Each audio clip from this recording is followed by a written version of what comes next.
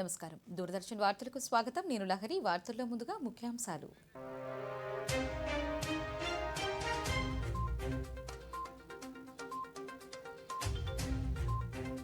ఈ నెల 14న శాసనసభలో బడ్జెట్ను ప్రవేశపెట్టనున్న మంత్రి పయ్యావుల కేశవ్. కేంద్ర బడ్జెట్లో మౌలిక వసతుల కల్పనకు అధిక ప్రాధాన్యత ఇచ్చామన్న ఆర్థిక మంత్రి నిర్మలా సీతారామన్. తెలంగాణలో ప్రశాంతంగా ముగిసిన మున్సిపల్ ఎన్నికల పోలింగ్. ఈ నెల 13న ఓట్ల లెక్కింపు. కేంద్ర నిర్ణయాలతో గ్రామాలు సాధికారత సాధిస్తున్నాయన్న కేంద్ర మంత్రి శివరాజ్ సింగ్ చౌహాన్. ఇక వార్తల్లోని వివరాలను చూద్దాం. శాసనసభ బడ్జెట్ సమావేశాలలో భాగంగా తొలి రోజు ఉభయ సభలను ఉద్దేశించి రాష్ట్ర గవర్నర్ ఎస్ అబ్దుల్ నజీర్ ప్రసంగించారు. 16 ఏళ్ల వయసులోపు వారు సామాజిక మాధ్యమాలను ఉపయోగించడంపై నియంత్రణ విధించేలా చట్టం చేసే అంశాన్ని ప్రభుత్వం పరిశీలిస్తోందన్నారు. ప్రజా సంక్షేమ కోణంలోనే ప్రభుత్వం ప్రతి నిర్ణయాన్ని తీసుకుంటోందని గవర్నర్ పేర్కొన్నారు. ఏడాదికి 33,000 కోట్ల రూపాయలతో సూపర్ సిక్స్ సహా ఇతర డీబీటీ కార్యక్రమాలు అమలు చేస్తోందన్నారు. 63 లక్షల మందికి పైగా ఎన్టీఆర్ భరోసా పింఛన్లు అందిస్తున్నామని, 66 లక్షల మందికి పైగా విద్యార్థులకు తల్లికి వందనం ద్వారా ఆర్థిక సాయం అందుతోందన్నారు. స్త్రీ శక్తి పథకం ద్వారా మహిళలకు ఆర్టీసీ బస్సుల్లో ఉచిత ప్రయాణం అందుతోందని తెలిపారు.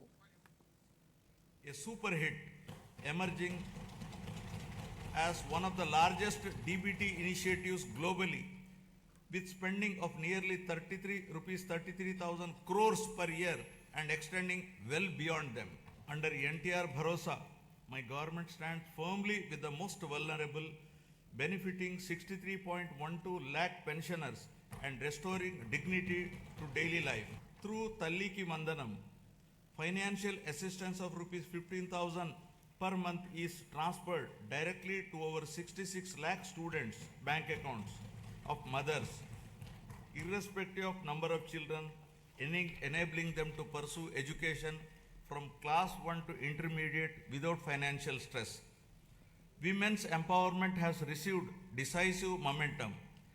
The Stree Shakti free bus travel scheme, launched on last Independence Day, has enabled 37.8 crore free journeys by our mothers, sisters, daughters, women, girls and transgender persons to travel free across the state. Under Annadata Sukhi Bhava, rupees 20,000 per farmer per year is being provided.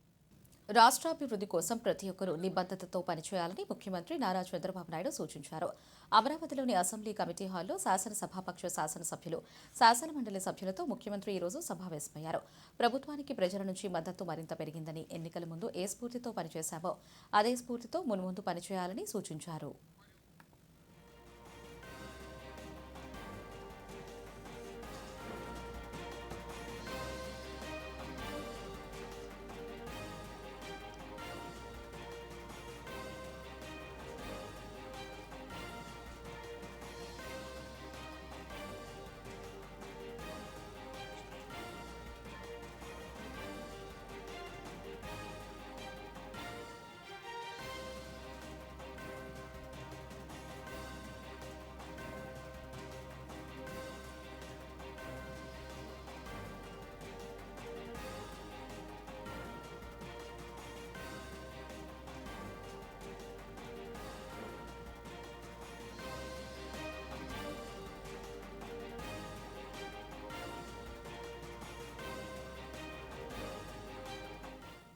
శాసనసభ budget సమావేశాలు మార్చి 7 వరకు నిర్వహించాలని సభా వ్యవహారాల సలహా సంఘం నిర్ణయించింది.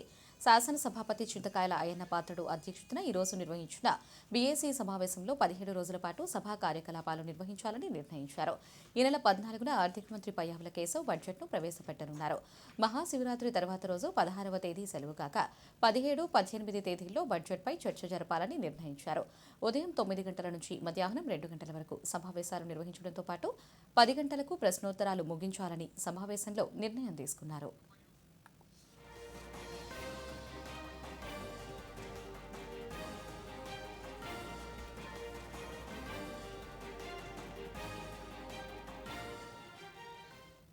రాష్ట్రాల్లో పెట్టుబడి వ్యయం కోసం కేంద్ర ప్రభుత్వం మూలధన వ్యయ రుణాలను 2 లక్షల కోట్ల రూపాయలకు పెంచుతున్నట్లు కేంద్ర ఆర్థిక శాఖ మంత్రి నిర్మలా సీతారామన్ తెలిపారు. లోక్సభలో బడ్జెట్పై ఈ రోజు కేంద్ర మంత్రి మాట్లాడుతూ రాష్ట్ర ఆర్థిక మంత్రుల సిఫారసు మేరకు మూలధన వ్యయ రుణాలు పెంచుతున్నట్లు తెలిపారు.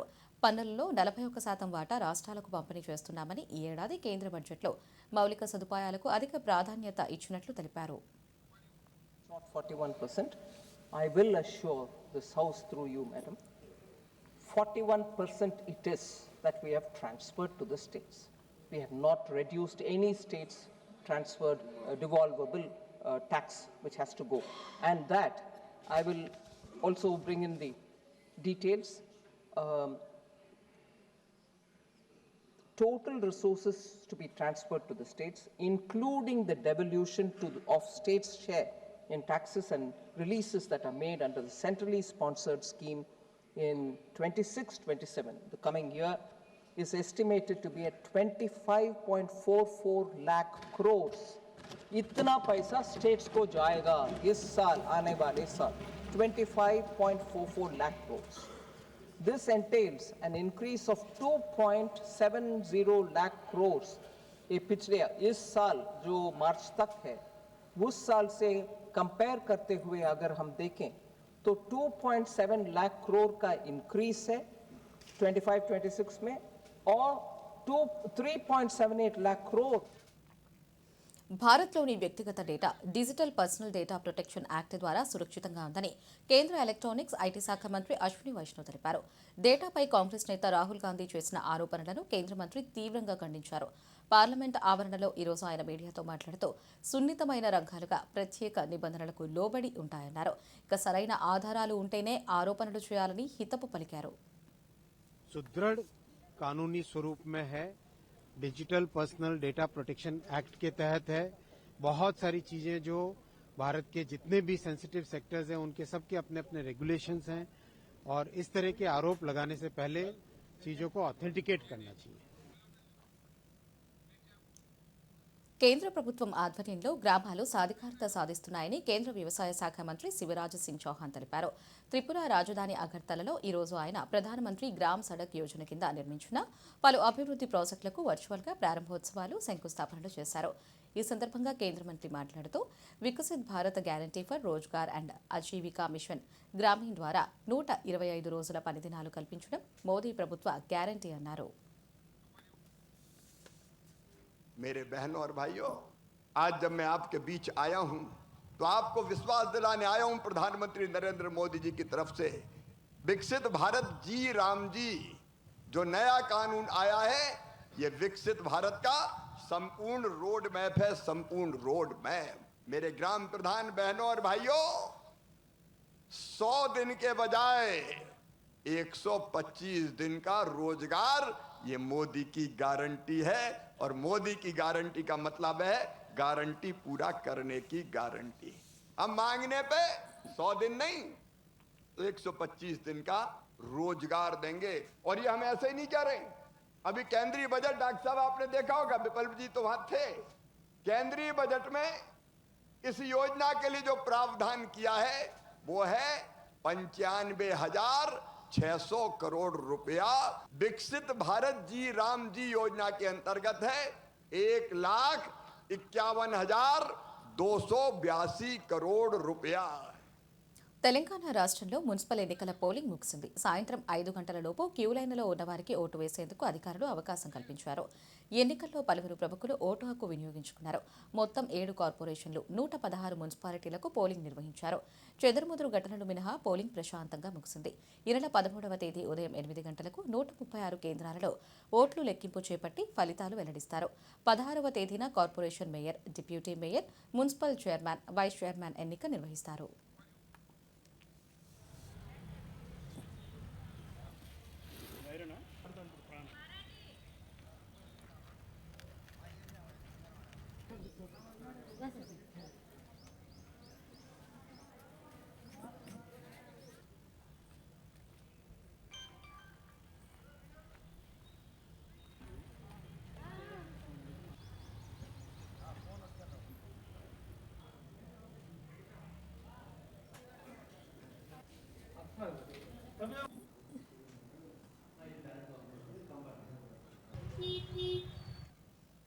కేంద్ర యువజన వ్యవహారాలు క్రీడల మంత్రిత్వ శాఖ మై భారత్ బడ్జెట్ క్వెస్ట్ 2026 పేరిట నిర్వహిస్తున్న జాతీయ స్థాయి పోటీలకు సంబంధించిన గోడపత్రికను my Bharat deputy director K Venkat Ujjwal శ్రీకాకుళంలో ఈరోజు ఆవిష్కరించారు.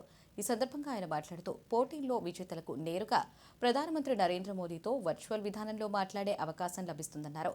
పూర్తి వివరాలను myBharat.gov.in వెబ్సైట్లో చూడవచ్చని తెలిపారు. #quiz అనే వెబ్సైట్ని ఓపెన్ చేస్తే అందులో మై భారత్ బడ్జెట్ క్వెస్ట్ అని ఉందండి. అందులో ఆన్లైన్లో ఒక క్విజ్ ఉంటుంది. 15 మినిట్స్ క్విజ్, 30 క్వశ్చన్స్. అది మీరు అటెంప్ట్ చేసి అందులో మంచి మార్కులు సాధించినట్టే అయితే మీరు సెకండ్ రౌండ్ ఎస్ఏ కాంపిటీషన్ ఉంటుంది. ఆ ఎస్ఏ కాంపిటీషన్లో కూడా మీరు టాప్ చేసినట్టయితే వర్చువల్గా మోడీ గారితో ఇంటరాక్ట్ అయ్యే అవకాశం, వర్చువల్గా మీరు ఇంటరాక్ట్ అయ్యే అవకాశం ఉంటుందండి. Viksit Bharat young leader dialogue అనే ప్రోగ్రామ్ లాస్ట్ అక్టోబర్లో జరిగింది. 50 లక్షల మంది పార్టిసిపేట్ చేసి జనవరి 12th పీఎం మోడీ గారి దగ్గర, ప్రధానమంత్రి గారి దగ్గర వాళ్ళ ఐడియాస్ని రిప్రజెంట్ చేశారు. అలాగా మన భారత్ బడ్జెట్ క్విజ్లో మన యువత ఐడియాస్ని మన శ్రీకాకుళం నుంచి బడ్జెట్ పైన అవగాహన ఎంతవరకు ఉంది అన్న ఒక సదుద్దేశంతో ఈ మంచి ఇలాంటి ప్రథమ స్వాతంత్ర్య సంగ్రామంలో బ్రిటిష్ వారు భారతీయులపై జరిపిన అకృత్యాలకు వ్యతిరేకంగా పోరాడిన దేశభక్తుడు. చిన్ననాడే ఆంగ్లేయులకు వ్యతిరేకంగా వహాబీ యోధులు సాగిస్తున్న పోరాటాలకు ఆకర్షితులయ్యారు. ఆయనే ముహమ్మద్ షేర్ అలీ అఫ్రిది. భారతదేశంలో బ్రిటిష్ ప్రభుత్వ హయాంలో అత్యున్నత వైస్రాయ్ లాంటి వ్యక్తిని చంపి అమరుడయ్యారు ముహమ్మద్ షేర్ అలీ అఫ్రిది. ఆయన జీవిత విశేషాలపై దూరదర్శన్ అందిస్తున్న ప్రత్యేక కథనాన్ని ఇప్పుడు చూద్దాం. ఆంగ్లేయుల పట్ల భారతీయుల్లో వ్యతిరేకతకు నిలువెత్తు రూపంగా నిలిచిన ప్రముఖ స్వాతంత్ర సమరయోధుడు షేర్ అలీ ఖాన్ అఫ్రిది ప్రస్తుత పాకిస్తాన్లోని పేషావర్లో 1842లో జన్మించారు. 1863లో ఆయన కుటుంబం పేషావర్ నుండి అంబాల వచ్చి స్థిరపడింది. అంబాలలో జరిగిన వ్యక్తిగత ఘర్షణల కారణంగా 1868 ఏప్రిల్ 2న ముహమ్మద్ షేర్ అలీకి ఉరిశిక్ష విధిస్తూ ఆయనను జైలుకు తరలించగా అలీ మంచి ప్రవర్తన కారణంగా ఆ శిక్షను కాస్త ఈస్ట్ ఇండియా కంపెనీ అధికారులు ద్వీపాంతరవాస శిక్షగా మార్చారు. 1869లో ఆయనను అండమాన్ జైలుకు పంపారు. వహాబీ యోధుల మీద ఆంగ్లేయ అధికారులు సాగిస్తున్న దమనకాండను ఆయన ఏమాత్రం సహించలేకపోయారు. స్వదేశీయుల మీద పెత్తనం చెలాయిస్తున్న ఆంగ్లేయులపై ప్రతీకారం తీర్చుకోవాలనుకున్నారు. ఆ లక్ష్యం దిశగా ముందుకు సాగి సత్ప్రవర్తనతో అధికారుల మన్నన పొంది జైలులోని ఖైదీలకు క్షవరం చేసేందుకు నియమితులయ్యారు. 1872 ఫిబ్రవరి 8న బ్రిటిష్ వైస్రాయ్ లార్డ్ మాయో అండమాన్ జైలుకు వచ్చిన సమయంలో షేర్ అలీ ఆ ఆంగ్లేయాధికారిని హతమార్చారు. ఆ తర్వాత జరిగిన విచారణలో లార్డ్ మాయోను తానే హతమార్చినట్లు ఎంతో ధైర్యంతో అంగీకరించారు.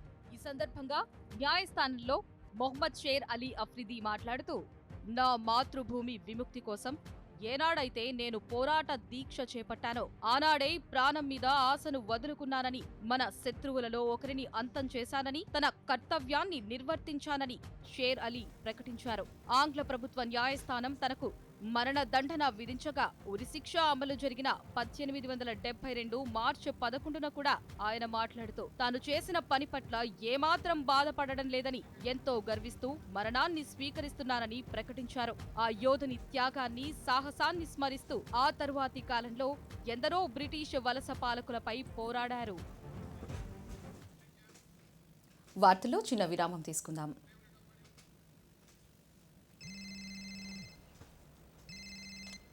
హలో, రాజేష్ గారు, పోలీస్ స్టేషన్ నుండి మాట్లాడుతున్నాను. మళ్ళీ మీరు డిజిటల్ అరెస్ట్ లో ఉన్నారు. వేరే గదిలోకి వెళ్ళండి. ఒక్కరే. మీ పార్సల్లో డ్రగ్స్ దొరికాయి. చాలా కాలం లోపలే ఉంటారు. 10 లక్షలు ఇవ్వండి, బతికిపోతారు. సార్, అంత డబ్బా? ఒక లింక్ పంపాము, ఇప్పుడే ప్రాసెసింగ్ కోసం 2 లక్షలు పంపండి, మిగిలింది తర్వాత. సార్, 2 లక్షలు. ఏమైంది నాన్న? అమ్మా, ఇతను అంటున్నాడు నా పార్సల్ డ్రగ్స్ దొరికాయట. అరే, కట్ చేసావా? కంగారు పడకండి నాన్న, డిజిటల్ అరెస్ట్ అనేది ఏదీ లేదు. ఇదంతా మోసం. మోసమా? పోలీస్, బ్యాంక్, ఆర్బీఐ వంటి వాటి పేర్లతో వస్తున్న సైబర్ నేరగాళ్ల ఫోన్ లేదా వీడియో కాల్ తో జాగ్రత్తగా ఉండండి. వాటికి ఎలాంటి డబ్బు పంపకండి.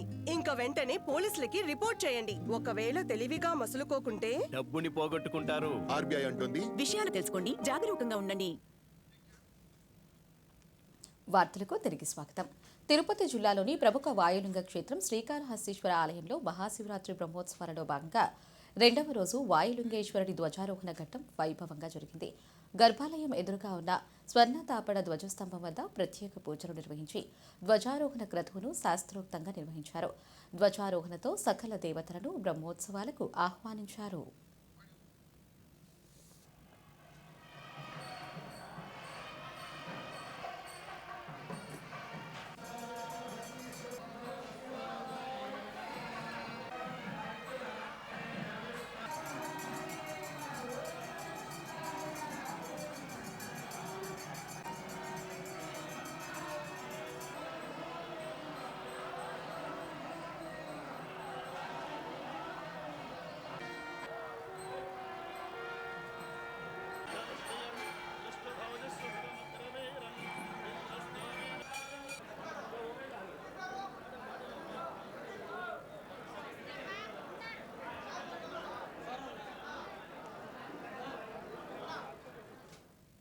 విజయవాడలో 3 రోజుల పాటు కన్నుల పండుగగా జరిగిన గుణదల మేరీమాత ఉత్సవాలు ఘనంగా ముగిశాయి. మేరీమాత ఆశీస్సుల కోసం లక్షలాది మంది భక్తులు తరలిరావడంతో గుణదల కొండ కిటకిటలాడింది. గుణదల మేరీమాత ఉత్సవాలు ఘనంగా నిర్వహించినట్లు విజయవాడ కేథోలిక పీఠాధిపతులు తెలకతోటి జోసెఫ్ రాజారావు తెలిపారు. ప్రస్తుతం ఆయన దూరదర్శన్లో ప్రత్యక్ష ప్రసారంలో మాట్లాడుతున్నారు. ఆ విశేషాలు ఇప్పుడు చూద్దాం. గుణదల మేరీమాత ఉత్సవాలు గత 3 రోజులుగా అంగరంగ వైభవంతో జరుగుతూ ఉన్నాయి. ఇక్కడ జరిగాయి. ఈ 3 రోజుల్లో చాలామంది భక్తులు వచ్చారు. ప్రతి సంవత్సరం మాకు ఒక 10 లక్షల కంటే ఎక్కువ మంది వస్తూ ఉంటారు. రోజంతా రాత్రులు కూడా చాలామంది వచ్చి కొండ ఎక్కుతూ ఉంటారు. వాళ్ళందరికీ ఆశీర్వాదాలు అందించబడుతూ ఉంటాయి. ముఖ్యంగా రోజులో ఉదయం, మధ్యాహ్నం, సాయంత్రం కూడా మన ఆలయాల్లో దివ్య పూజలు జరుగుతూ ఉంటాయి. ఉదయాన్నే అదేవిధంగా సాయంత్రం కూడా పీఠాధిపతులు వివిధ పీఠాల నుంచి పీఠాధిపతులు వచ్చి వాళ్ళు దివ్య పూజ సమర్పిస్తూ ఉంటారు. అక్కడ ప్రతి పూజలో కొంచెం మెసేజ్ కూడా ఉంటుంది. వాళ్ళు అందుకని చాలామంది పీఠాధిపతులు వాళ్ళ పరిధిలో వాళ్ళు కూడా మంచి సందేశాలు ఇస్తూ ఉంటారు. ఆ విధంగా ఇచ్చారు. ఈ సంవత్సరం మాకు 5 పీఠాధిపతులు వచ్చారు. వాళ్ళందరూ మంచి సందేశాలు ఇచ్చారు. ఇక్కడ ప్రజల సంఖ్య అంటే ముఖ్యంగా ఇక్కడికి వచ్చే భక్తుల సంఖ్య ప్రతి సంవత్సరం పెరుగుతూనే ఉంది. ఎందుకంటే ఒకటి ఇటువంటి పుణ్యక్షేత్రం చేసే విషయం ఏమిటంటే, క్రైస్తవ పుణ్యక్షేత్రం ఎలా ఉంటుంది, ఆధ్యాత్మికత మాకు ఇంకా ఏమీ లేదు. ఇక్కడ ఆధ్యాత్మికత మామూలుగా దాని మీదే కాన్సన్ట్రేషన్ ఉంటుంది. వచ్చేదో మొక్కుబడి చెల్లించి వెళ్ళడం కాదు. ఇక్కడ చేసేది ఏంటంటే ఆధ్యాత్మికత గురించి మాట్లాడాలి. ఆ విషయాల గురించి మాట్లాడుతూ ఉంటారు. కాబట్టి చాలామంది వచ్చి ఈ సంస్కారాలు స్వీకరిస్తూ ఉంటారు. అనేక విషయాలని గురువులతో చర్చిస్తూ ఉంటారు. ముఖ్యంగా దివ్య పూజలో ప్రసంగాలు ఉంటాయి. అందుకని వచ్చిన వాళ్ళకి ఏదో ఒక ఆధ్యాత్మిక సందేశాన్ని తీసుకొని ఇంటికి వెళుతూ ఉంటారు. అదేవిధంగా ఇక్కడ ఆ తర్వాత మిగిలిన కొన్ని విషయాలు కూడా ఒక్కొక్కసారి ఒక విచారణ అంటే ఒక ఊరి నుంచి ఒక సంఘం వస్తుంది. వాళ్ళు విచారణ పరంగా వచ్చి ఇక్కడ వాళ్ళు చేయవలసిన మొక్కుబడులు తీసుకొని వెళుతూ ఉంటారు. అదేవిధంగా చాలామంది భక్తులు కూడా వాళ్ళు ఏదో కోరికలు కోరి ఉంటారు. అవి ఆ కోరికలన్నీ వాళ్లకు లభించిన సందర్భంలో వచ్చి ఆ మొక్కుబడులు తీసుకొని వెళుతూ ఉంటారు. ఈ విధంగా ఎలా ప్రతి పుణ్యక్షేత్రంలో మొక్కుబడులు ఉంటూ ఉంటాయో ఇక్కడ కూడా అటువంటి మొక్కుబడులు కూడా తీరుస్తూ ఉంటారు. వాటి విశిష్టత ఏమిటి? 3 రోజులు చేశారు పని. ఇక్కడ 3 రోజులు పూజలు ఉన్నాయి. 3 రోజులు చాలామంది భక్తులు వచ్చారు. ప్రత్యేకత ఏమిటంటే ఈ సంవత్సరం ఇది 102వ సంవత్సరం. పోయిన సంవత్సరం 101, అంతకుముందు మేము 100 సంవత్సరాలు వేడుక చేసుకున్నాం. ఆ సందర్భంలో మేము ఒక పెద్ద ఆలయాన్ని నిర్మించాలని మేము పూనుకున్నాం. ఆ ఆలయ నిర్మాణం జరుగుతుంది. డిసెంబర్ లోపల ఆలయం ప్రారంభింపబడుతుంది. పెద్ద ఆలయం, బహుశా ఇక్కడ చుట్టుపక్కల ఎక్కడ లేదు అంత పెద్ద ఆలయం. ఆ ఆలయంలో 3500 మంది భక్తులు ఉండడానికి, భక్తులు ప్రార్థించడానికి అక్కడ తావు ఉంటుంది. దాని తర్వాత చాలా అనేక మంచి అంటే మంచి ఆర్కిటెక్ట్స్, ఇంజనీర్స్ వాళ్ళ వాళ్ళ సాంకేతిక రైట్. విజయవాడ కేథోలిక పీఠాధిపతులు తెలకతోటి జోసెఫ్ రాజారావు ప్రత్యక్ష ప్రసారం ద్వారా మరిన్ని వివరాలు అందించినందుకు ధన్యవాదాలు. ఇక వార్తల్లోని మిగిలిన అంశాలను చూద్దాం. నేషనల్ ఇన్స్టిట్యూట్ ఆఫ్ టెక్నాలజీ తాడేపల్లిగూడెంలో 2 రోజుల పాటు నిర్వహించిన మేక్ ఇన్ ఇండియా మిషన్ కర్మయోగి కార్యక్రమం ఈ రోజు ముగిసింది. ప్రభుత్వ ఉద్యోగులను సృజనాత్మకంగానూ, వృత్తి నిపుణులుగా, సేవా దృక్పథం కలిగిన వారిగా తీర్చిదిద్దడమే ఈ కర్మయోగి మిషన్ ముఖ్య ఉద్దేశమని IIT Hyderabad senior joint register M Bhadranath తెలిపారు. ఈ శిక్షణలో ప్రభుత్వ ఉద్యోగులు తమ పనితీరును మెరుగుపరుచుకుని వికసిత్ భారత్ 2047 లక్ష్యాలను చేరుకోవాలని ఆయన వివరించారు. That the Make in India clause is made mandatory, and I encourage them so that with the Make in India vendors or agencies, I could make the India to become a Make in India, so themselves. So right, the economy will grow. So in that way, you think you take one role in your batch. In that role, private పాఠశాలల్లో 25% ఉచిత సీట్లు పొందేందుకు ఆన్లైన్లో దరఖాస్తులు చేసుకోవాలని చిత్తూరు జిల్లా సమగ్ర శిక్ష additional project coordinator Maddipatla Venkataramana తెలిపారు. చిత్తూరులో ఆయన మీడియాతో మాట్లాడుతూ ఈ ఉచిత ప్రవేశాలకు ఈ నెల 20 నుంచి మార్చి 10 వరకు ఆన్లైన్లో నమోదు చేసుకోవచ్చున్నారు. వివరాలకు టోల్ ఫ్రీ నెంబర్ 1800825899 ద్వారా సమాచారం పొందవచ్చని తెలిపారు.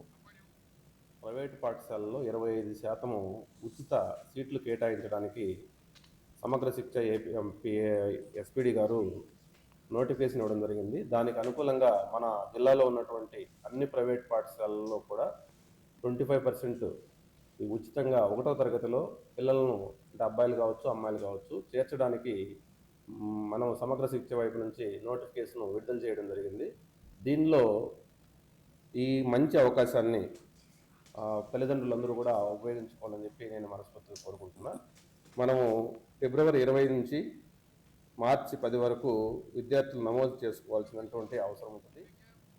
ఆచార్య ఎన్జీ వ్యవసాయ విశ్వవిద్యాలయంలో రైతులకు అవసరమైన పరిశోధనలు విస్తృతంగా చేస్తున్నామని విశ్వవిద్యాలయ ఉపకులపతి శారదా జయలక్ష్మి తెలిపారు. తిరుపతిలోని ప్రాంతీయ వ్యవసాయ పరిశోధనా స్థానంలో రేపు కిసాన్ మేళా సందర్భంగా ఈరోజు ఆమె మీడియాతో మాట్లాడుతూ వ్యవసాయ రంగంలో డ్రోన్, ఏఐల వినియోగానికి అధిక ప్రాధాన్యత ఇస్తున్నామన్నారు. పరిశోధన ఫలితాలను విస్తరణ ద్వారా ఇస్తూ మరలా రైతుల దగ్గర నుంచి ఫీడ్బ్యాక్ తీసుకుంటాం. మాకు ఈ కిసాన్ మేళాలో కొంతమంది రైతులతో మేము మాట్లాడినప్పుడు వాళ్ళ యొక్క సాధక బాధకాలు అర్థమవుతాయి, వాళ్ళ సమస్యలు ఏంటి, దానికి సంబంధించిన పరిశోధన మేమేం చేయాలని ఫీడ్బ్యాక్ తీసుకుంటాం. తర్వాత జోనల్ లెవెల్ జడారేసీ జరుగుతుంది, అప్పుడు తీసుకుంటాం. తర్వాత ఆర్ఈఏసీ జరుగుతుంది, ఆర్ఈఏసీ జరిగినప్పుడు కూడా మొత్తం స్టేట్ లెవెల్లో రైతుల ద్వారా ఫీడ్బ్యాక్ తీసుకుంటాం.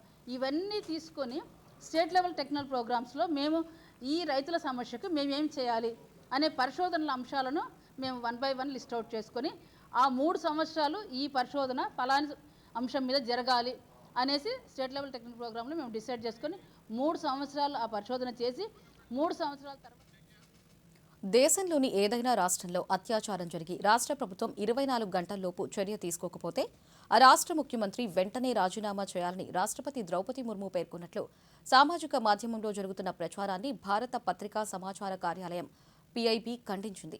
ఈ ప్రచారంలో ఎలాంటి వాస్తవం లేదని పీఐబీ ఫ్యాక్ట్ చెక్ స్పష్టం చేసింది. రాష్ట్రపతి ప్రకటన ఏదీ ఇవ్వలేదని పేర్కొంది.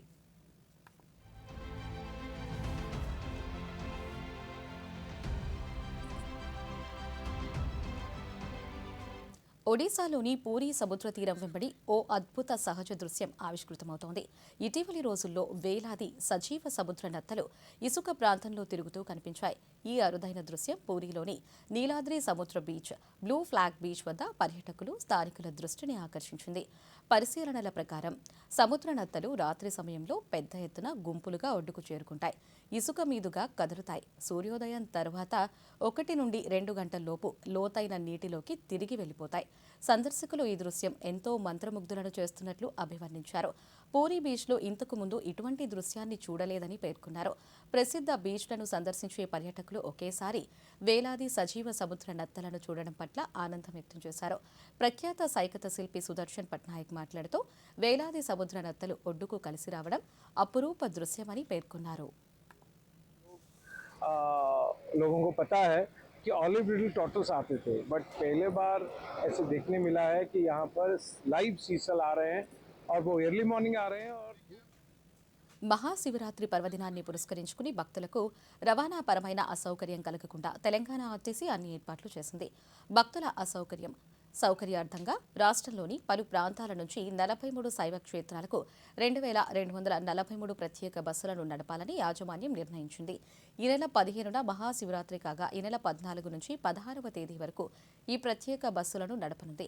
ప్రధానంగా శ్రీశైలానికి 781, వేములవాడకు 416, ఏడుపాయలకు 249, కీసరగుట్టకు 326, వేలాలకు 127, కాళేశ్వరానికి 71తో పాటు రాష్ట్రంలోని కొమరవెల్లి, అలంపూర్, ఉమామహేశ్వరం, పాలకుర్తి, రామప్ప తదితర ఆలయాలకు 273 ప్రత్యేక బస్సులను ఏర్పాటు చేసింది.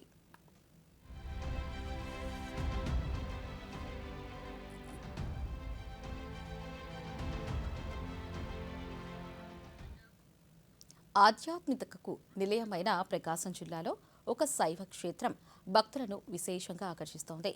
జమ్ములపాలెం గ్రామంలో కొలువై ఉన్న ఈ ఆలయం నేడు ఒక ప్రముఖ ఆధ్యాత్మిక కేంద్రంగా విరాజిల్లుతోంది. ఇక్కడ కేవలం ఒకటో రెండో కాదు, ఏకంగా 1116 పంచముఖేశ్వర శివలింగాలు ఒకే చోట ఉండడం ఈ ఆలయం ప్రత్యేకత. నేపాల్లోని పవిత్ర శివలింగాల స్ఫూర్తితో ఈ క్షేత్రాన్ని నిర్మించడం విశేషం. మరికొద్ది రోజుల్లో మహాశివరాత్రి పర్వదినం రానున్న నేపథ్యంలో ఈ క్షేత్రం భక్తజన సందోహంతో కలకలలాడుతుంది. ఇక్కడికి వచ్చినటువంటి అమ్మవారు నేపాల్లో ఉన్నటువంటి పశుపతినాథ స్వామి వారిని అదేవిధంగా ఇక్కడ ప్రతిష్ఠిస్తే బాగుంటుంది అనే ఉద్దేశంతో ఇక్కడ 1116 శివలింగములు, 108 శక్తిపీఠములు. లోక్సభలో కేంద్ర బడ్జెట్పై చర్చ సందర్భంగా డేటా అంశంపై ప్రతిపక్ష నేత రాహుల్ గాంధీ చేసిన ఆరోపణలను పార్లమెంటరీ వ్యవహారాల శాఖ మంత్రి కిరణ్ రిజిజు తోసిపుచ్చారు. ఢిల్లీలో ఈరోజు ఆయన మీడియా సమావేశంలో మాట్లాడుతూ ఎటువంటి ఆధారాలు లేకుండా సభలో నోటీసులు ఇవ్వకుండా అసత్యాలు మాట్లాడరాదన్నారు. बिना कोई सबूत और बिना नोटिस दिए वो इल्जाम लगा रहे हैं. जब आप किसी के ऊपर आरोप लगाते हैं, वो भी बहुत सीरियस किस्म का आरोप लगाते हैं, तो उसके लिए आप पहले नोटिस मोशन देना होता है. और नहीं तो आपका जो एलिगेशन है, आपका जो आरोप है, उस पे जो कागज है या जो मटेरियल है उसमें ऑथेंटिकेशन करके आप प्रस्तावित करना होता है. बिना एलिगेशन को आप सब ये बिना ऑथेंटिकेशन के आप एलिगेशन देंगे तो कोई मतलब नहीं है. आप जो इस हाउस में मेंबर नहीं है उसका नाम ले रहे हो, और हरदीप सिंह पुरी ये कैबिनेट मिनिस्टर है, उसका नाम लेकर के बड़ा. వార్తలు ముగించే ముందు ముఖ్యాంశాలు మరోసారి.